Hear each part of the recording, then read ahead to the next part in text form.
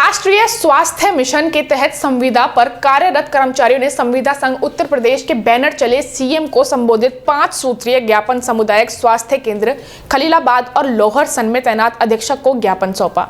उनका कहना है कि सरकार संविदा कर्मियों की आवाज को दबाने की कोशिश कर रही है।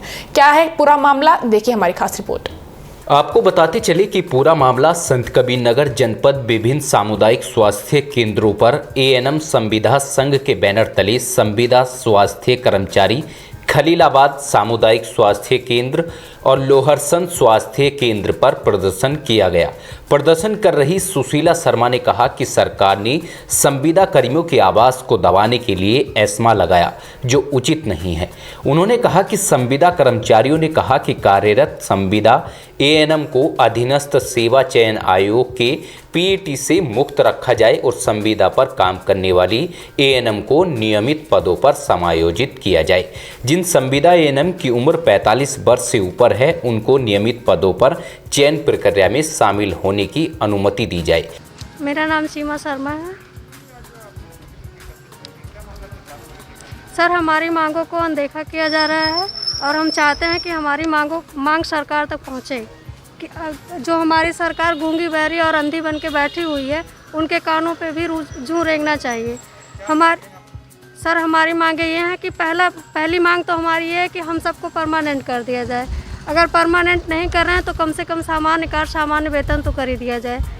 और उसके बाद गृह जनपद में जो हमारी बहनें 800-900 किलोमीटर दूर अपने घर से ड्यूटी कर रही हैं, उनका 10,000 में गुजारा नहीं हो रहा है, अपनी फैमिली से भी दूर है। और हम लोग चाहते हैं कि गृह जनपद भी किया जाए। और पेट परीक्षा से जैसे जो 45 साल की उम्र की हो गई हैं, वो लोग बताइए, हम लोग दिन भर ड्यूटी करते हैं, रात में घर है, परिवार है, बच्चा है, फिर हम लोग को पढ़ने का टाइमिंग कभी नहीं है। हम लोग पढ़ नहीं पाएंगे तो परीक्षा कैसे देंगे? सर, हमारी यही मांग है, लेकिन मुख्य मांग तो यही है कि हम लोगों को सरकार परमानेंट करे। जी सर, अगर हमारी मांगें पूरी नहीं होंगी तो हम लोग 1 महीने तक वेट करेंगे। उसके बाद अगर हमारी मांगें पूरी नहीं होंगी तो हम अपना काम छोड़ छाड़ के बैठ जाएंगे, जब तक कि सरकार का कोई जवाब दे नहीं आ जाता है। सर, हम लोगों ने बनारस में ज्ञापन दिया, मुख्यमंत्री उप मुख्यमंत्री केशव प्रसाद मौर्य जी को ज्ञापन दिया, हरीश द्विवेदी जी को ज्ञापन दिया। ऐसे कोई विधायक और सांसद नहीं है कि जिन्हें हम लोगों ने ज्ञापन नहीं दिया।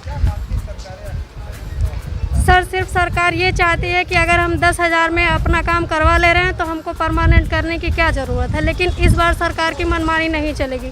अगर सरकार की ये मंशा है कि हम लोग 10,000 में अपना काम ले लेंगे, तो अब ऐसा हम लोग नहीं करेंगे। हम लोगों को भी सामान्य कार्य और सामान्य वेतन और सामान्य इज्जत चाहिए। इसके साथ ही मांग की गई कि नियमित पदों पर समायोजन होने तक संविदा एएनएम को न्यूनतम मानदेय 25,000 मासिक दिए जाएं। कोविड-19 की महामारी में मृतक संविदा एएनएम व अन्य कर्मियों के परिजनों को आर्थिक सहायता प्रदान की जाए। सभी एएनएम को 50 लाख रुपए के बीमा से आवाच्छित किया जाए। कोविड-19 के लिए प्रोत्साहन राशि का 25% संविदा कर्मचारियों को प्रदान किया जाए। इन सभी मांगों को सरकार नहीं मानती है तो 15 दिन के इंतजार के बाद सभी संविदा एएनएम कर्मचारी कार्यभार बंद कर आंदोलन करने पर विवश हो जाएंगे। एएनएम है, हमारी प्रमुख 5 मांगे हैं, जिसमें सबसे पहले जो है पेट परीक्षा से मुक्ति किया जाए। हम जब दिन भर काम कर रहे हैं तो बताइए कब हम अपने पेट की तैयारी करें। हमारा घर परिवार भी है, घर परिवार भी हम नहीं चला पाएंगे सही से। और इसमें जो है 45 से ऊपर जिसका उम्र हो गया है, उसे भी नियमितीकरण के नियम में लाया जाए। हमारा वेतन एकदम से कम है, 10 से 12 हज़ार में हमारा खर्चा नहीं चल पाता है, तो हम अपने बाल बच्चों का कैसे पालन पोषण कर पाएंगे? तो बाल बच्चों के पालन पोषण के लिए भी कम से कम जब तक हमारा समायोजन नहीं होता है, तब तक कम से कम 25,000 वेतन देने का हमारा सरकार से अपील है। इसके साथ ही साथ जो एएनएम बहन हमारे गृह जनपद के लिए आवेदन की हुई है, घर से बहुत दूर रह रही हैं। घर से बहुत दूर रहने की वजह से अपने बाल बच्चों में भी नहीं रह पा रही हैं। बाल बच्चों में न रहने की वजह से हमेशा आशंका बनी रहती है कि हमारे बच्चों के साथ में कल क्या हो जाए। तो अपने बाल बच्चों में रहेंगी तो भी हमारे लिए जो है एक सार्थक कदम होगा। अगला हमारा वो है, जो हमारी मृतक एएनएम बहनें हैं, उन्हें 50 लाख का कोविड बीमा दिया जाए और 25% जो प्रोत्साहन राशि दिया जा रहा है केवल कोविड अस्पताल वालों को दिया जा रहा है, जो कि एकदम सरासर गलत है।